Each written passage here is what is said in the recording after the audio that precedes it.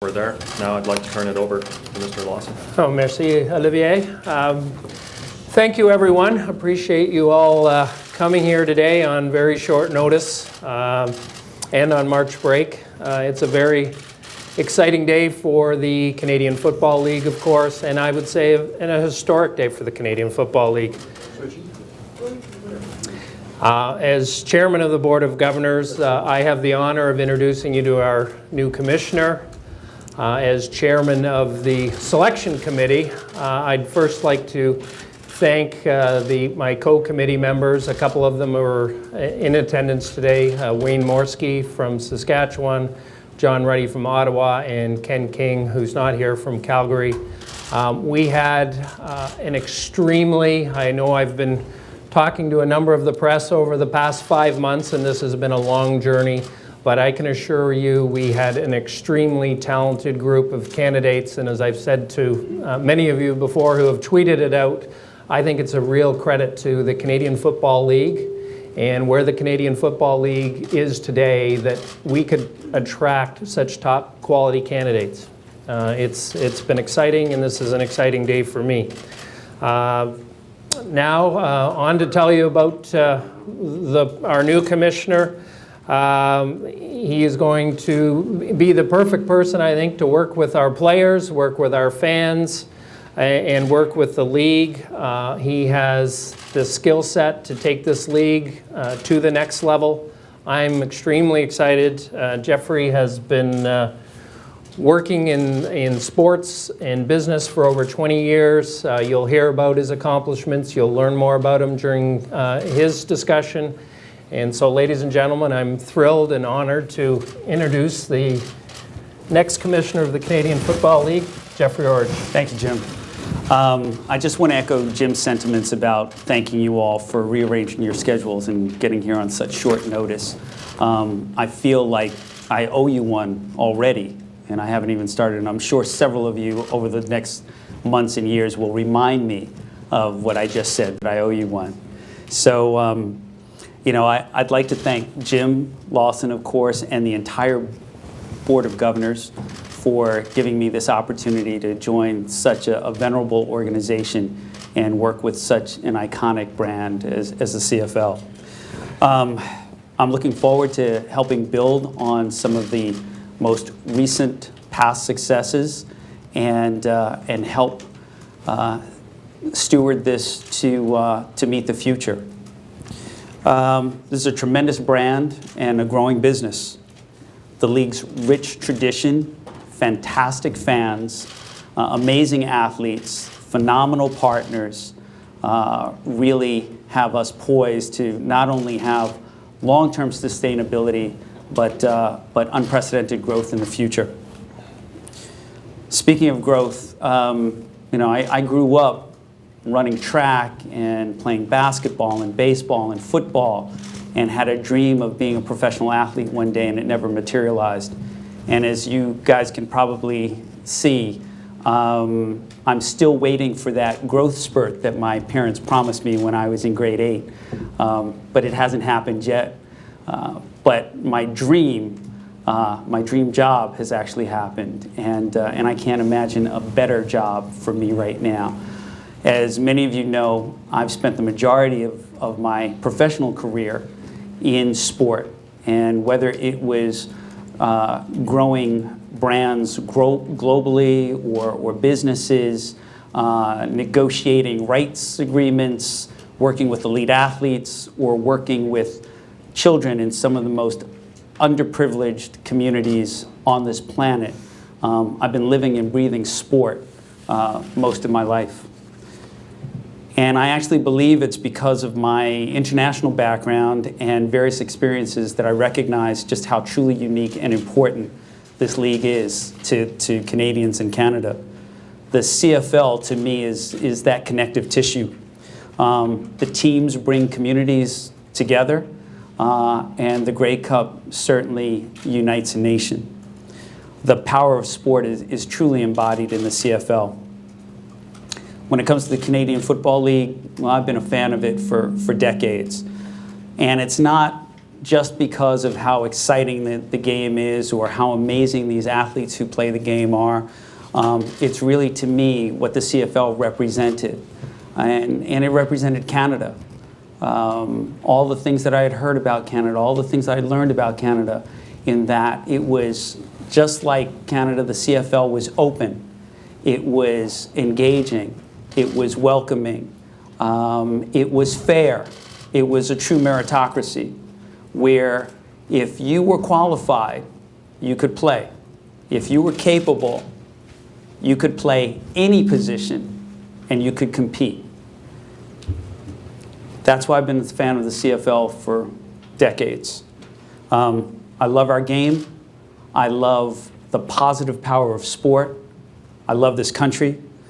And I couldn't be more proud and also more humble to be part of something that is as special as the CFL. So I look forward to working with the board, working with our partners, working with the players, working with the officials, and working with all of you. So I want to thank you again for being here, and thank you all for this opportunity.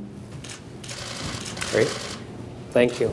Other questions? Olivier? So for the Q&A, if you're joining us through the teleconference, the moderator is opening the Q&A as I speak, so please press *1 on your telephone keypad to register. If you're in the room, please raise your hand so I can see you. Please identify yourself and name the media you are representing. Please also specify who should be answering your question. Also, for the benefit of everyone watching live or listening through the teleconference, please wait for the microphone before asking your question so we can all hear you loud and clear. We're going to start in the room first, then we'll follow up with the teleconference later. First question, Arash Madani from Sportsnet in the corner.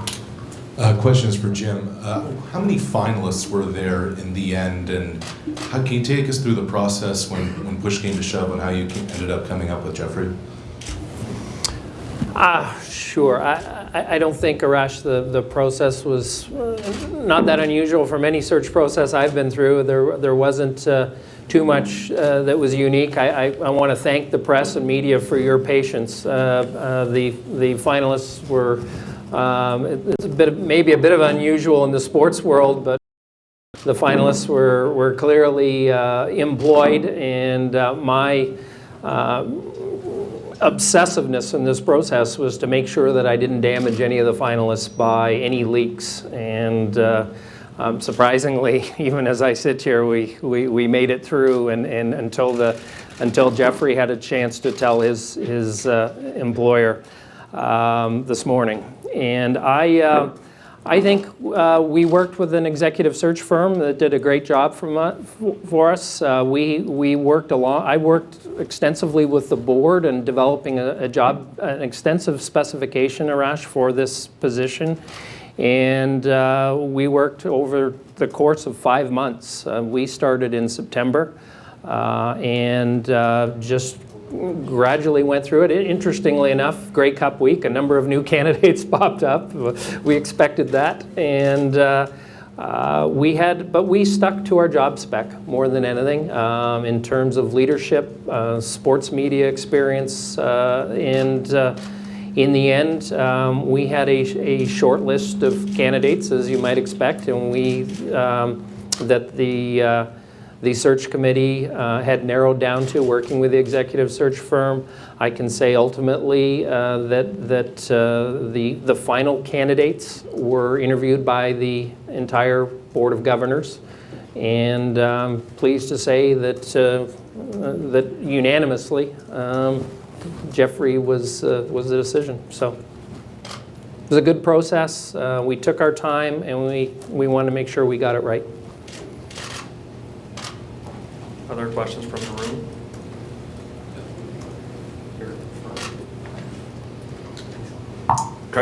First of all, congratulations, Jeffrey. Jason Porwando, CHTV. You talked about the state of the league. It's in pretty good shape. Obviously, that's a positive. But there are things that need to be worked on, whether it be Toronto finding a new home, expansion comes to mind. this past season, not a lot of scoring. So I know you just got in that chair for the first time. Don't want to attack you right away, but what are some of the more immediate things that you yourself are looking to tackle? Yeah, well, I'm sure you'll indulge me for a brief moment that I can't get into too many specifics yet, because I actually don't start in this job until technically April 29th. But I do have some thoughts. Obviously, my priority is to continue to grow the game, build this brand, and provide the best possible experience for the fans. And you know, I think the CFL is unique, where the fans belong to the CFL and the CFL belongs to the fans. And I think, based on my international experience and my background, I can truly appreciate the connection here, and that the CFL is really connective tissue for the fabric of Canada. You know, I said before, the teams create communities, and there's nothing more empowering and critical than that. So I think the priority is clearly to continue the momentum that we built, and make the best possible fan experience. And some ideas around that is obviously building every team, engaging fans more deeply, and we can do that through, you know, the advent of technology, whether you're actually in the stands or you're at home in front of your television, or you're watching on your laptop or your tablet or on your mobility device. But further fan engagement, and then, you know, obviously growing that market, getting the casual fans to become really engaged and become hardcore Canadian Football League fans, because this game has everything that's necessary to engage people and bring them deeper. So I think those are the priorities, really, to grow this game and for it to prosper, and to be probably the quintessential sports brand, not just in North America, but, you know, within the world, because it's uniquely Canadian, and I don't think there's any other product like it in the world. We're going to go to the phone for a question. Eric, moderator, please introduce the reporter. Thank you. The next question is from Andrew Buckle from Yahoo Sports Canada. La prochaine question vient de Andrew Buckle de Yahoo Sports Canada. La parole est à vous. Please go ahead. Yeah, Jeffrey, congratulations on your appointment.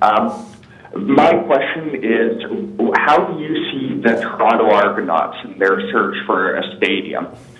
How important is that to you as you take over?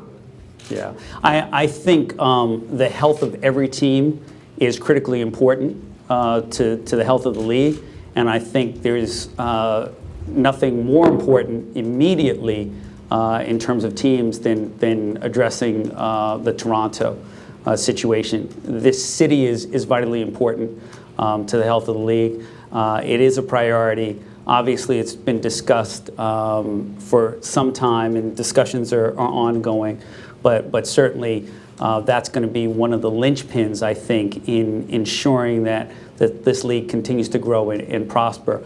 Obviously, I haven't been privy to any of the detailed conversation that's going on. I would actually defer to Jim if there's any update on that. Sorry to put you on the spot, boss.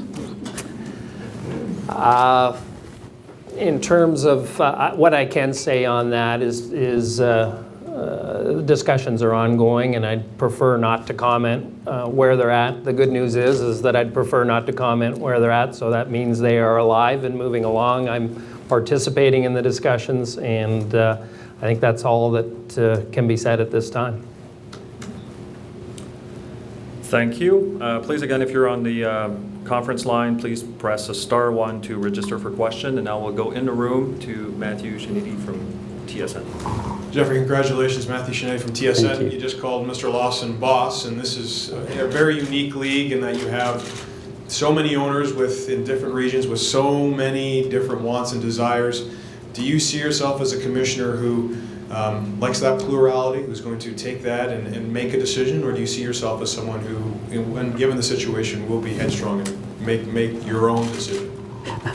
Headstrong is probably not the way I'd like to describe myself, and my mother has never described me that way either. I think, you know, when I look at other commissioners in the history of commissioners, I don't think it's any coincidence that many of them have had a legal background. They've been lawyers. And I think one of the great trainings that I've had is to be client-focused. And of course, the owners and the Board of Governors, they are a client. And I think my facility in negotiating and my success in mediating and gaining alignment is going to serve me pretty well in this role. I like diverse thought. I think we are better for it when you have different opinions and different perspectives coming into play and different inputs. And ultimately, at the end of the day, though, I am responsible for driving the business and making this league as good as it can possibly be. And I hold that responsibility, and I am ultimately accountable for that.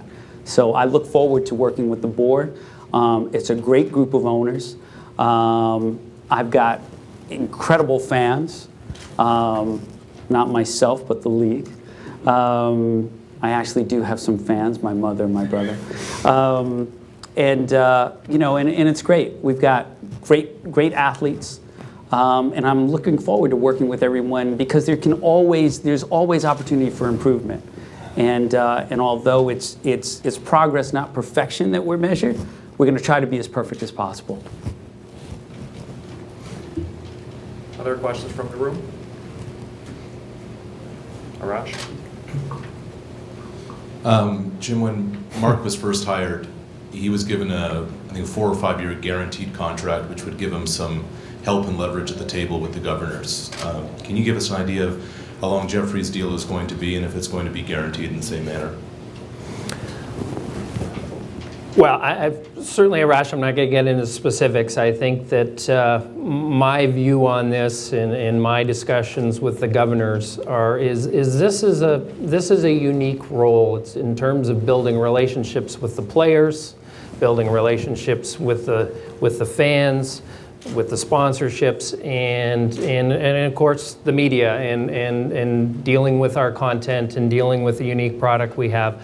So the view is, from my perspective and the governor's perspective, that there's a long runway here. That this is not a type of role that one steps into and immediately develops those relationships with fans, with players, with sponsors. There's critical threshold events moving forward for this league, and it's certainly the intention of the board that this is a long runway. Other questions from the room? If you're on the phone, yeah, we'll follow up with Bruce Archer now. And then again, if you're on the phone, please press *1 to register for questions. Jeffrey, congratulations. Bruce Arthur from the Toronto Star. Not having grown up here and not being involved professionally with the CFL in most of your many endeavors, what is kind of your understanding of the culture of this league? Yeah, that's a good question.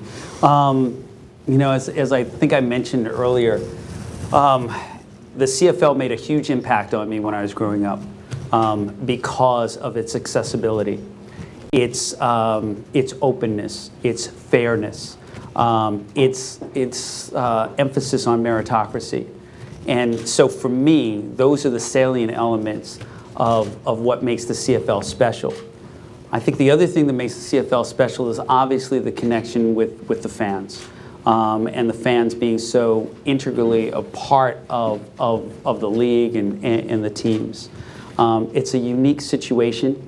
You know, and I guess I can only say that it's a vibrant organization. It's a resilient organization. It is constantly striving towards improvement, and it's just a great place to be right now. It's we're going to be more innovative as time passes. We're going to look for more opportunities to increase our reach. To gain even more relevance.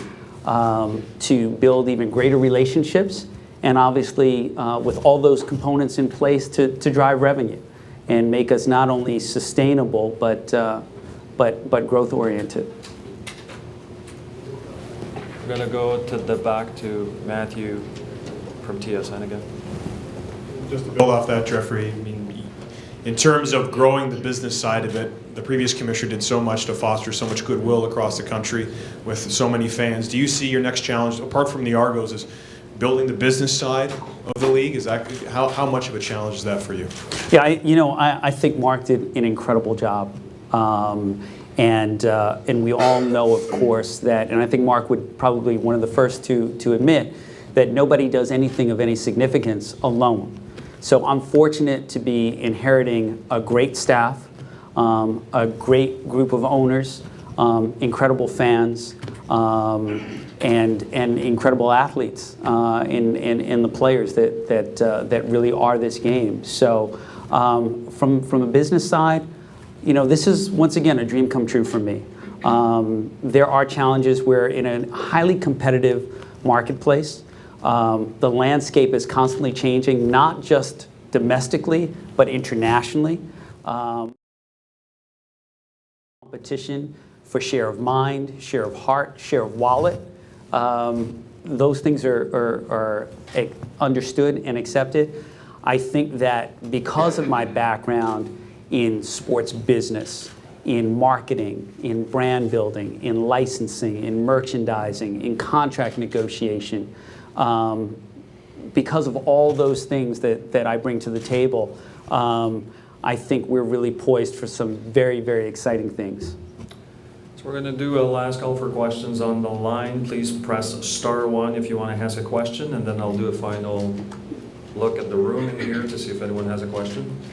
No, we're good. Online. Oh, we've got a question, so we're going to take the last question that we have coming from Ottawa. Eric, please introduce the caller.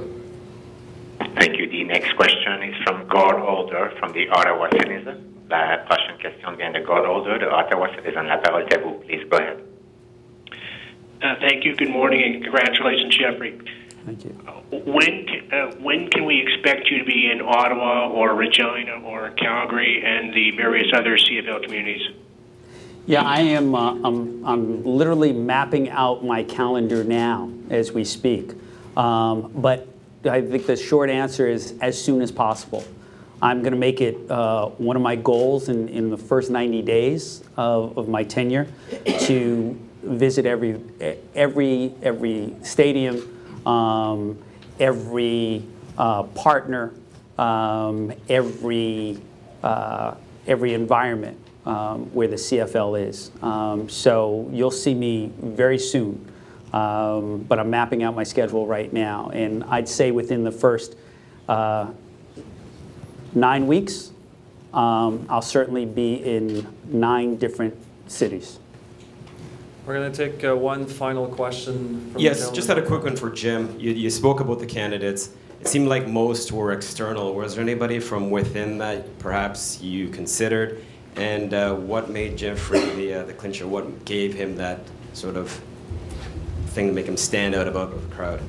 Well, I think it's important to, I know we've sprung this upon you a little bit in terms of how this has been handled, but I think if you look at Jeffrey's background and just wealth of experience internationally throughout North America and involvement in sports, one thing that, it's clear to me we need to, as a league, and not just to me, but it's clear it's a very competitive sports and entertainment world, and we need to find ways to reach those new generations. And I've talked at length with Jeffrey about what he did at CBC Sports and the CBC Olympic app that was downloaded how many times, Jeffrey? 2.6 million times, and digital viewership was at least 1/3 of the entire population in Canada. Yeah, so it's that sort of thing, Jason, that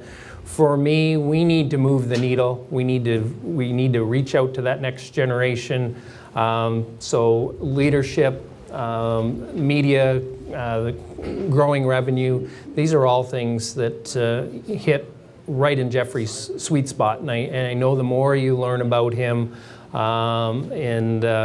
he's kept himself pretty low profile for all that he's accomplished. Let me say that. And but I think that we had some just tremendous candidates come forward, and it was difficult. But at the end of the day, this was the skill set that the Board of Governors felt we needed, and gives this league an opportunity to take it to the next level. We're in a great place today, and we're going to be in a better place as a result of Jeffrey's tenure.